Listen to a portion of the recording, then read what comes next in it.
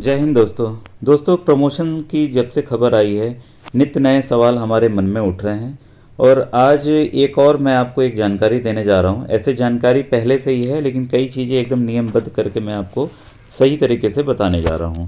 अब देखिए, इसमें जो शिक्षा का अधिकार अधिनियम है हमारा 2009, उसके तहत क्या व्यवस्था की गई है, कितने अध्यापक रहेंगे, कितने हेडमास्टर रहेंगे स्कूलों में, इसकी मैं जानकारी आपको अभी देने जा रहा हूँ। तो जूनियर बेसिक स्कूल आप जान रहे हैं कि इसको प्राइमरी, हमारा जो प्राथमिक विद्यालय है उसे ही कहा जाता है।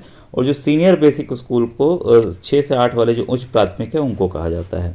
अब देखिए, जूनियर बेसिक स्कूल में कम से कम 2 अध्यापक अनिवार्य रूप से तैनात होंगे। उसके बाद की व्यवस्था इस प्रकार है, ठीक है। 60 से 90 के बीच में अगर छात्र संख्या है तो 3 अध्यापक रहेंगे। और देखिए, कम से कम हर एक विद्यालय पे 2 अध्यापक रहना ही रहना है, ठीक है। और जहाँ 90 से 120 के मध्य बच्चे हैं वहाँ 4 अध्यापक रहेंगे। और जहाँ 120 और 150 के मध्य हैं वहाँ 5 अध्यापक रहेंगे। कुल मिलाकर देखिए, ये 30 बच्चों पर एक अध्यापक का रेशियो निकलकर सामने आ रहा है। अब देखिए, फिर है नोट, यहाँ पर ध्यान दीजिएगा। प्राथमिक स्तर पर 150 की संख्या पर एक प्रधानाध्यापक का पद अस्तित्व में रहेगा। अब कई ऐसे विद्यालय हैं, मेरा खुद का विद्यालय है जहाँ पर 150 के नीचे संख्या है लेकिन हेडमास्टर पहले से हैं, ठीक है। तो रूल अभी क्लियर कट नहीं आ रहा है, ठीक है। लेकिन इस बार जो डाटा आया उसमें हेडमास्टर का मेरे स्कूल में -1 दिखा रहा था। इसका मतलब ये हुआ कि यहाँ पर मेरे विद्यालय पर या जो ऐसे विद्यालय जहाँ पर संख्या बच्चों की 150 के नीचे है वहाँ पर हेडमास्टर की आवश्यकता नहीं है। तो आने वाले समय में भी बात जैसी चल रही है, जैसी खबरें आ रही हैं, ये इन जहाँ पे भी सरप्लस हो रहे हैं, कई जगह आप देखे होंगे कई जनपदों के लिस्ट में माइनस दिखा रहा है हेडमास्टर के पद। इसका मतलब वहाँ पर 150 के नीचे वाले हेडमास्टरों को भी संख्या ली गई जहाँ पे आवश्यकता नहीं है। तो अब उनको क्या, शासन के ऊपर है, क्या करते हैं, उनको जो लग रहा है सीनियर बेसिक स्कूल या जो उच्च प्राथमिक विद्यालय हैं 6 से 8, उसमें इनको ट्रांसफ़र या उनका तबादला किया जा सकता है, ठीक है। और पूरा अभी देखिए सिस्टम नहीं बना था, अभी उनको उसी तरह से रहने दिया गया। अब जहाँ तक देखिए प्रमोशन की बात है, और बार बार खबरें निकल के भी आ रही हैं कि प्राथमिक विद्यालय में यानी कि प्राइमरी स्कूल में हेडमास्टर के लिए बहुत ही कम प्रमोशन होने वाले हैं और मिडिल के लिए ही ज़्यादा, उच्च प्राथमिक के लिए ही ज़्यादा होंगे। और अभी मैं आपको दिखाऊंगा। इसके बाद मैं भी अपने सब्जेक्ट मैपिंग के लिए गया था। जानकारी देखिए पूरी नहीं दी जाती है, हम लोग सोचते हैं कि भाई कला विज्ञान ये होगा, अभी कुछ चीज़ें नहीं हैं, मैं आपको अभी दिखाने जा रहा हूँ। देखिए दोस्तों, जब बीआरसी पे मैं कंप्यूटर ऑपरेटर थे, उनसे मैं बोला कि दिखाइए क्या क्या विषय आ रहे हैं ऑप्शन। तो ये देखिए ऑप्शन सब सामने आपके दिख रहे होंगे, ठीक है। तो इसमें देखिए क्या क्या विषय आ रहे हैं आपके सामने। गणित विज्ञान अध्यापक, तो ये मेरा ऑप्शन था, गणित विज्ञान अध्यापक। और दूसरी बात देखिए, भाषा को इन्होंने 3 भागों में बांट दिया है, ठीक है। भाषा उर्दू, भाषा अंग्रेजी, भाषा हिंदी। अभी मैं दिखाऊंगा कि इसके लिए क्या चीज़ें हैं, ठीक है। और बाकी जितने विषय बचे उन्होंने सामाजिक विषय में अध्यापक में डाल दिया है, ठीक है। तो कई हमारे अध्यापक हैं जो संस्कृत से हैं, कोई हमारे बीकॉम हैं यानी कि कॉमर्स से हैं, ठीक है। कई एग्रीकल्चर से हैं, कुछ एग्रीकल्चर के पद कला वर्ग में भरे गए, कुछ को बाद में विज्ञान वर्ग में भरा गया। तो काफ़ी ढेर सारे कन्फ्यूजन अभी भी हैं और ये शासन स्तर से ही तय होगा कि किसको किस ग्रुप में इन्हें रखना चाहिए, ठीक है। और आपको बताना चाहूँगा, केवल यही ऑप्शंस दिख रहे हैं, इसी में से आपको सेलेक्ट करना है। आप कुछ टाइप करके अलग से लिख नहीं सकते कि हम संस्कृत से एमए हैं या बीए हैं या ये हैं, इस तरीके से, ठीक है। आपको इन्हीं ऑप्शंस में से सेलेक्ट करना है।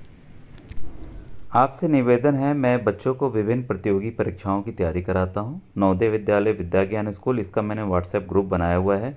2000 के ऊपर बच्चे जुड़ चुके हैं। डिस्क्रिप्शन में लिंक है, आप उसके जरिए जोड़ सकते हैं। अभी जो नए विद्यालय अटल आवासीय विद्यालय खुलने जा रहे हैं, इसकी भी मैं बच्चों को तैयारी करा रहा हूँ। साथ ही साथ जो कक्षा 8 में बच्चे पढ़ रहे हैं वो राष्ट्रीय आय योग्यताधारी छात्रवृत्ति परीक्षा, साथ ही साथ प्रधानमंत्री यशस्वी छात्रवृत्ति योजना, श्रेष्ठा योजना की भी तैयारी मैं करवा रहा हूँ। इस ग्रुप में भी 2000 के ऊपर बच्चे जुड़ चुके हैं। आपसे निवेदन है, बच्चों को केवल ग्रुप में जोड़ने का कष्ट करें। धन्यवाद। अब देखिए, सब्जेक्ट मैपिंग का मैंने बताया। सब्जेक्ट मैपिंग का रोल यहाँ पर सीनियर बेसिक स्कूल यानी कि उच्च प्राथमिक विद्यालय में प्रमोशन को लेकर है। आइए इसके बारे में जानें कि इसमें क्या चीज़ें हैं, बारीकियां हैं। इसमें देखिए सीनियर बेसिक स्कूल में, प्रत्येक स्कूल में कम से कम 3 अध्यापक विषय भाषा हिंदी, अंग्रेजी और उर्दू, गणित, विज्ञान व सामाजिक विज्ञान के होने चाहिए। उसके बाद की प्रति 35 बच्चों पर एक पद है। जहाँ देखिए प्राथमिक में 30 बच्चों पर है, वहाँ उच्च प्राथमिक में 35 बच्चों पर पद का निर्धारण शिक्षकों का किया गया है। जो मैंने अभी चीज़ें दिखाई उसका देखिए ये जियो टाइप है, ये धारा 19 और धारा 25 देखिए अनुसूची का है, विद्यालय के लिए मान और मानक, ठीक है।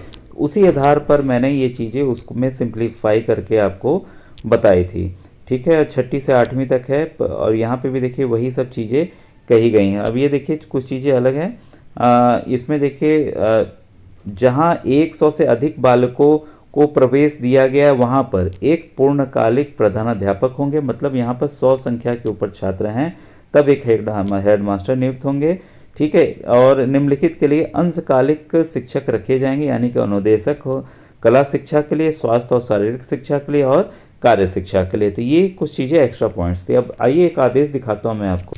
ये देखिए जिला बेसिक शिक्षा अधिकारी हैं सुल्तानपुर ने, उन्होंने सचिव से कुछ मार्गदर्शन मांगा था। तो सवाल क्या है, वरिष्ठता सूची निर्धारण हेतु मार्गदर्शन दिए जाने के संबंध में। ये काफ़ी पुराना लेटर है, लेकिन देखिए कुछ यही आधार बनते हैं आने वाले समय के लिए, ठीक है। अब देखिए इसको मैं पढ़ने जा रहा हूँ आपके लिए।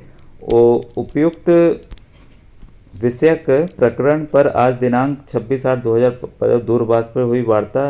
अब देखिए इन चीज़ों को मैं छोड़ देता हूँ। इसमें है कि अगर अंतर जनपदीय कोई शिक्षक जाता है तो अब देखिए इसको आप खुद पढ़िएगा, ठीक है। तो उस पर क्या उसको डिमोशन होना पड़ेगा, क्या उसका जो प्रमोशन हुआ है वो डिमोट वापस हो जाएगा, तो उसी के आधार पर ये पत्र जारी किया गया है सचिव महोदय द्वारा। देखिए मैं पढ़ दे रहा हूँ। किसी अध्यापक की जिसके नियम 21 के उपबंधों के अनुसार एक स्थानीय क्षेत्र से दूसरे स्थानीय क्षेत्र में स्थानांतरित कर दिया गया हो, ज्येष्ठता में उसका नाम स्थानांतरण का आदेश जारी किए गए दिनांक को उस स्थानीय क्षेत्र से जिसमें उसका स्थानांतरण किया गया है संबंधित तत्स्थानीय वर्ग या श्रेणी के अध्यापकों की सूची में सबसे नीचे रखा जाएगा। ऐसा व्यक्ति किसी प्रतिकर का हकदार नहीं होगा। अब देखिए साफ साफ हो गया कि अगर मान लीजिए कि आप 2009 बैच के हैं, ठीक है, और आपका किसी जनपद में प्रमोशन हो गया और ये मान लीजिए मेरे वाराणसी शहर आ जाते हैं। अब वाराणसी शहर की ये स्थिति है कि इन्होंने ले लिया मतलब अंतर जनपदीय तबादला ले लिया।